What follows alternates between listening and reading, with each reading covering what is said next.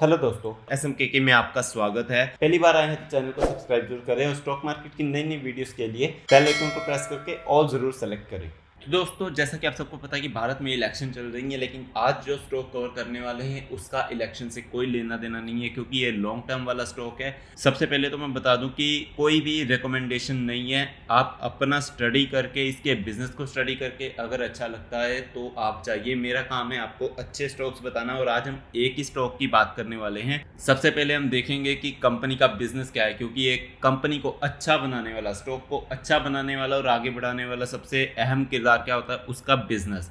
Company का business कैसा है, उसमें ग्रोथ कैसी है, ये दूसरा पॉइंट जो कि बहुत ही बढ़िया पॉइंट होता है। कंपनी इससे ही आगे जाती है। अगर कंपनी ग्रो कर रही है तो वो आपका पैसा भी अच्छे से ग्रो करके देगी।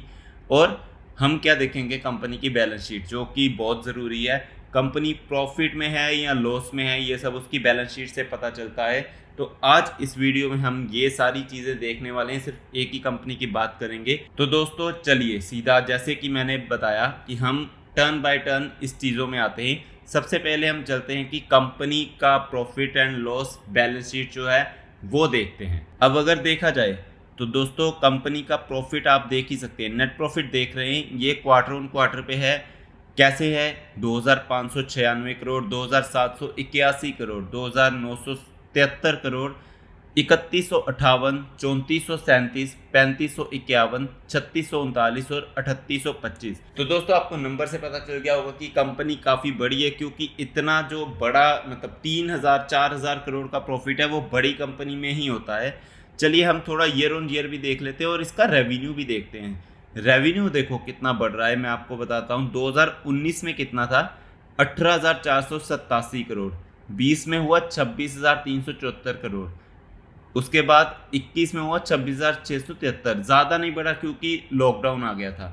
22 में 31,641, फिर 41,398 और मार्च में कितना, 54,969 करोड़। तो दोस्तों, रेवेन्यू बहुत ही अच्छा बढ़ रहा है और यही काम है, इसीलिए इसका प्रॉफिट भी इतना अच्छा बढ़ रहा है। अगर आप प्रॉफिट देखोगे तो 3,995 करोड़, फिर 5,264 करोड़, उसके बाद फिर से लॉकडाउन आ गया, 4,420 करोड़ रह गया, लेकिन फिर 7,028 करोड़, 11,508 करोड़, 14,451 करोड़। और अगर इसकी कंपाउंडेड सेल ग्रोथ देखी जाए तो इस साल अभी तक 33% है। 3 साल की अगर परफॉर्मेंस लगाई जाए तो 27%, 5 साल में 24%। और प्रॉफिट ग्रोथ उससे भी ज़्यादा अच्छी, 3 साल की प्रॉफिट ग्रोथ देखी जाए तो 48%, 5 साल की देखी जाए तो 29%। तो दोस्तों, अभी तक हमने प्रॉफिट ग्रोथ देख ली। प्रॉफिट एंड लॉस में कंपनी प्रॉफिट में है और बहुत ही ज़्यादा अच्छे प्रॉफिट में है, बहुत ही अच्छा ग्रो कर रही है। अब इसके अलावा कंपनी की बैलेंस शीट भी चेक करनी ज़रूरी है। तो हम देखते हैं कंपनी के पास रिजर्व्स कितने हैं, 32,208 करोड़, उसके बाद 36,798 करोड़, फिर 43,592 करोड़, 54,251 करोड़ और 76,572 करोड़। तो दोस्तों, रिजर्व्स बहुत ही अच्छे हैं। हालांकि कंपनी की बोरोइंग्स भी काफ़ी बढ़ रही है, लेकिन जो बड़ी कंपनियां होती हैं उनके पास बोरोइंग ऐसी होती है, इनके पास लॉन्ग टर्म बोरोइंग ही होगी सारी, शॉर्ट टर्म ज़्यादा नहीं होगी। लेकिन बहुत बड़ी कंपनी है तो इसमें बोरोइंग्स अच्छी खासी होगी। लास्ट में चलते हैं इसके शेयर होल्डिंग पैटर्न पर। तो दोस्तों, अगर आप देखोगे तो शेयर होल्डिंग पैटर्न में प्रमोटर्स अच्छे खासे बने हुए हैं, छोड़ने का नाम नहीं ले रहे। 55% के आसपास प्रमोटर्स हैं। और उसके बाद अगर देखोगे तो FIAs और DIAs काफ़ी ज़्यादा पड़ रहे हैं। तो दोस्तों, ये और भी अच्छी बात है, जिसमें फॉरेन इन्वेस्टर्स जो है वो भी आ रहे हैं, डोमेस्टिक इन्वेस्टर्स भी आ रहे हैं, मतलब कि स्टॉक अच्छा होगा, पब्लिक भी इसमें अच्छी खासी है। तो ओवरऑल अगर बैलेंस शीट देख ली जाए तो वो तो बहुत अच्छी है स्टॉक के बारे में। और जैसा कि मैंने बोला कि अच्छे स्टॉक को बिजनेस ही आगे लेके जाता है, और दोस्तों इसमें वही है, बिजनेस तो हाल ही में बहुत अच्छा है, लेकिन रिटर्न भी देख लेते हैं चलिए। और हम क्या करते हैं, रिटर्न को कंपेयर करते हैं हमारे सेक्टर से, सेंसेक्स से, निफ्टी से। रिटर्न्स को हमने कंपेयर कर लिया, स्टॉक की रिटर्न है, स्टॉक का नाम मैं आपको बाद में बताऊंगा, उसके साथ अगर निफ्टी की रिटर्न है और सेंसेक्स की रिटर्न। एक दिन की क्या देखनी, चलो 3 महीने की देखते हैं। ओके, ज़्यादा नहीं है, 3.12% हमारा स्टॉक बढ़ा है, निफ्टी जो है वो 2.5% बढ़ा है, सेंसेक्स 2%। एक साल में देखोगे तो स्टॉक हमारा माइनस में हो गया। 4.18% नेगेटिव में, मतलब डाउन गया है। निफ्टी 50 की रिटर्न 21.5% है। सेंसेक्स की रिटर्न 18% है। इंडस्ट्री ने भी 23% रिटर्न दी है, जिस इंडस्ट्री में ये काम करता है। तो ये स्टॉक क्यों डाउन था दोस्तों, उस पर भी आते हैं। लेकिन एक चौंकाने वाली हम खबर देखते हैं। 10 साल की रिटर्न देखो, कंपनी ने 3214% की रिटर्न दी है। निफ्टी की रिटर्न कितनी है 10 साल में, 211%। सेंसेक्स की कितनी है, 205। लेकिन ये हमारे स्टॉक की रिटर्न कितनी है, 3214%। अब आपको 10 साल तक की रिटर्न पता चल गई।